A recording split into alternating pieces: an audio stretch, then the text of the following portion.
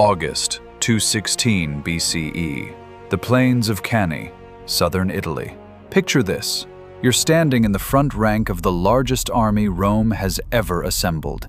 86,000 men breathe around you.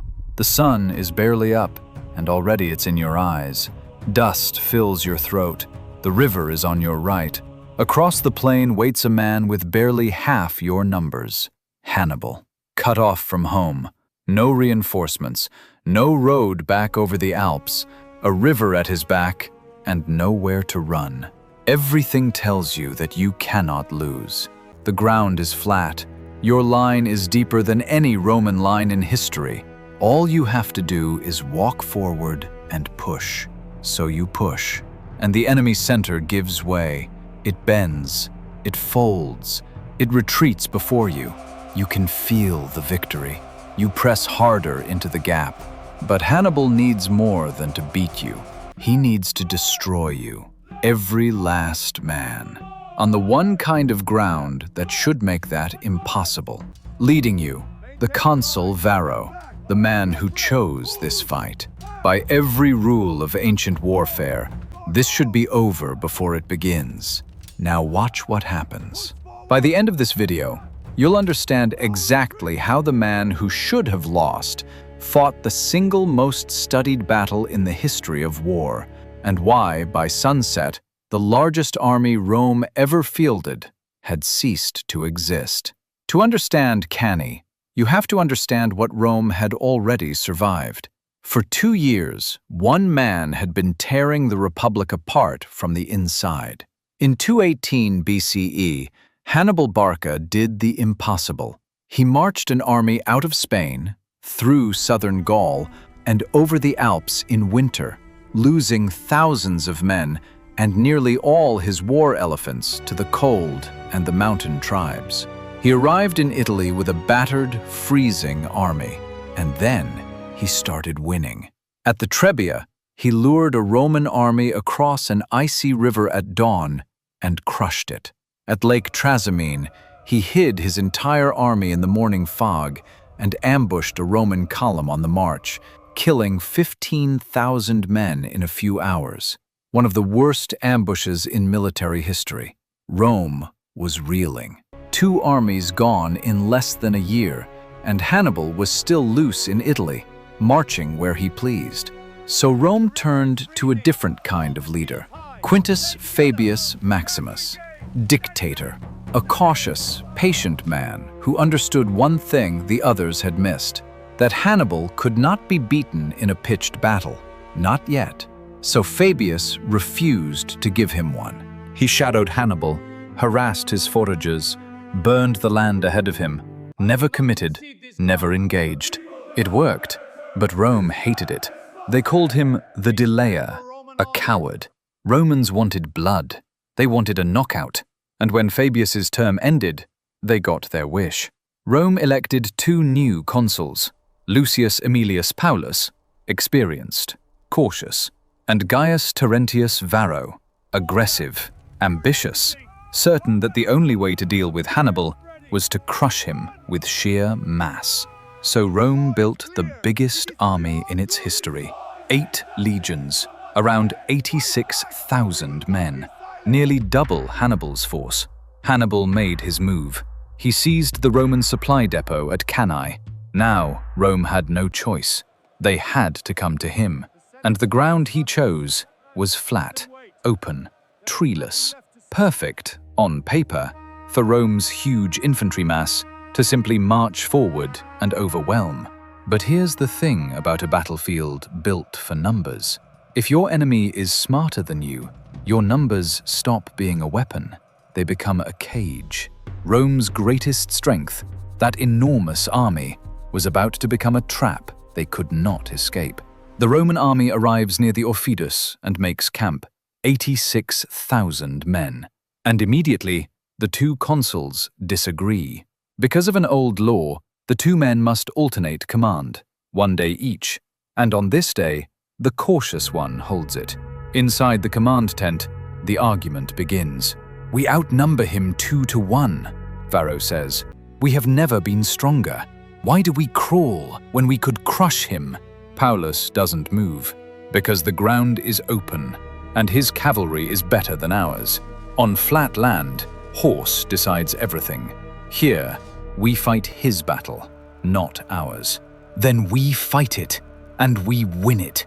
You would throw the whole republic onto one roll of the dice. Varro turns at the tent flap. Tomorrow, the command is mine, and tomorrow, we fight. Paullus is overruled. The record is clear. He genuinely opposed fighting on open ground. Varro was the aggressor. Across the plain, Hannibal is doing what he always does. He is reading his enemy. He gathers his officers in the dark. They will mass deep, he says, and they will come straight at the center. They always do. So we give them a center, and we let it bend. A lieutenant frowns. Bend? You mean retreat? You're asking our weakest troops to fall back against their strongest. Falling back is not the same as breaking. There is a difference, and our lives depend on it. Then he places his line, anchored against the river.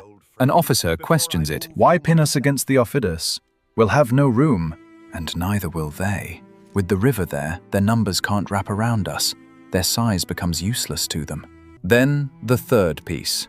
His best soldiers, the African veterans, are pulled back, held silent on the wings. The Africans should be in the line, an officer protests. Not standing idle. They are not idle. They are the door. When the Romans walk through, the Africans close it. And the final piece. He turns to his cavalry commander, Hasdrubal. When you have broken their horse, and you will, do not chase them. Ride around. Hit them from behind. Hasdrubal stares at him. Behind? While the Africans close the sides. Front, sides, and rear. They will be inside the trap before they know there is one. That night, the campfires burn low on both sides of the river. On the morning of battle, an officer named Gisgo nervously remarks how vast the Roman host is. Hannibal turns to him. There is one thing more astonishing that you haven't noticed. In all those thousands of men, not one of them is called Gisgo. For a moment, no one speaks. Then the laughter spreads down the line, because every man there knows what is coming. Dawn. The two armies face each other across the Aufidus plain. The Romans form up exactly as Hannibal predicted. Their infantry is massed deep, far deeper than usual. A battering ram of men, meant to punch straight through the Carthaginian center. Hannibal's line is the opposite. Thin, and in the center, it bulges forward, a crescent of his weakest troops pushed out front. The sun climbs. The wind picks up off the plain, carrying dust straight into Roman faces. Then the skirmishers clash, and then the great lines begin to move. 80,000 Romans step forward. The ground shakes under them, shields locked, a wall of iron grinding toward the Carthaginian bulge. The lines hit. Bronze crashes into bronze. Shields slam together. Spears shatter on impact. Men scream and disappear under the press almost instantly. The sound is a single, continuous roar. The Roman center drives forward with everything it has, and the Carthaginian center begins to give. The crescent flattens, then bends backward. The Gauls and Spaniards fall back, slowly, fighting the whole way, but they fall back. To the Romans, it looks like victory. "They're breaking!" the cry goes up. "Push! Push through!" So they push. The whole massive column pours forward into the gap, chasing deeper and deeper. Imagine you're one of those legionaries, packed shoulder to shoulder. The man ahead of you is breaking. You can feel the win. And you don't notice, you can't notice, that the line on either side of you is no longer in front of you. It's beside you. The crescent hasn't broken. It has inverted. Rome's mass is now bulging into a pocket, and the walls of that pocket are closing. Out on the river flank, Hasdrubal's heavy cavalry has already smashed into the Roman horse. The Roman cavalry shatters and flees. And then comes the moment everything turns on. Hasdrubal's cavalry, victorious, free, does not chase the fleeing Romans. They wheel all the way around and slam into the rear of the Roman mass. At the exact same instant, the African veterans on both wings turn inward. The door closes. The breakthrough Rome was chasing was never a breakthrough at all. It was the mouth of a trap, and it has just snapped shut. Now there is nowhere to go. The largest army Rome ever assembled is surrounded on every side, front, both flanks, and the rear. And here is the horror of it. Their numbers, the very thing that was supposed to win the battle, are now killing them. They are packed too tightly to move, too tightly to swing a sword, too tightly to raise a shield. The army has stopped being an army. It has become a crowd, a trapped, suffocating crowd. And around the edges, the killing begins. The African veterans press in from the sides. The cavalry grinds in from behind.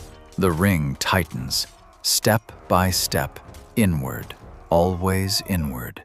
It is no longer a battle. It is butchery. Consul Aemilius Paullus, the man who begged not to fight here, dies among his men, exactly where he said this battle would lead. Varro, the consul who wanted this fight, escapes with barely 50 horsemen. The numbers are staggering, and our sources disagree on how staggering. Polybius claims around 70,000 Romans dead, 10,000 captured, only a few thousand escaped. Livy puts the dead around 48,000. Modern historians often estimate closer to 30,000 or more killed.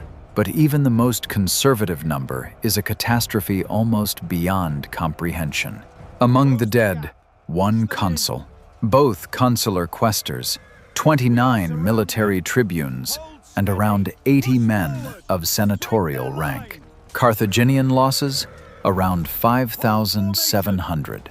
Hannibal destroyed the largest army in Roman history and lost barely a tenth of their dead. It remains to this day one of the bloodiest single days of combat in all of human history. The news reaches Rome like a death blow. An entire generation of soldiers gone. There was hardly a household in the city that had not lost someone. Some sources say the Senate banned public mourning because if every grieving family wept openly, the city would have collapsed into despair, and the consequences spread fast. Capua, the second largest city in Italy, defected to Hannibal. Cities across the south turned against Rome. Philip V of Macedon allied with Carthage. For a moment, the entire structure of Roman Italy was coming apart. And then comes the part of this story that historians still debate. Hannibal's cavalry commander, Hannibal, urged him to march on Rome itself, immediately. According to the tradition, when Hannibal hesitated, Hannibal said, "You know how to win a victory, Hannibal, but you do not know how to use one." Did Hannibal make the greatest mistake of his life by not marching on Rome? Historians have argued about it for 2,000 years. Some say Rome was there for the taking. Others point out he had no siege equipment and not nearly enough men. We will never know for certain, but here is what we do know. Rome did not surrender. After losing the largest army in its history, Rome refused to even discuss peace. They refused to ransom the prisoners. They lowered the draft age. They armed slaves and convicts. They simply refused to lose. And the war ground on for 14 more years. Because Cannae, for all its perfection, did not win the war. It was the most flawless tactical victory in the ancient world, and it still wasn't enough. For more than 2,000 years, Cannae has been studied in war colleges, from West Point to Sandhurst. The lesson is always the same. Numbers are not victory. A bigger army, badly used on the wrong ground, can be turned into a trap that destroys itself. The German general Alfred von Schlieffen obsessed over it. Eisenhower invoked it. It is taught even now as the perfect battle of annihilation. And in an age of asymmetric warfare, where smaller, smarter forces defeat far larger ones, Hannibal's lesson is more dangerous than ever. The side with the bigger army is not always the side that wins. Sometimes, the bigger army is just a bigger trap. Cannae wasn't just a victory, it was a warning, carved in steel and bone. The most perfect battle ever fought. And the man who won it still lost the war. Because history has a way of repeating the warnings we ignore. But the story doesn't end here. Hannibal had just shattered Rome's largest army, and Rome would not break. For 14 more years the war ground on, until a young Roman who survived the slaughter at Cannae grew up to hunt Hannibal down. His name was Scipio, and on a field in Africa, he would beat Hannibal with Hannibal's own playbook. The trap that destroyed Rome's largest army was about to be sprung in reverse. That's the next chapter, the Battle of Zama. Watch it now.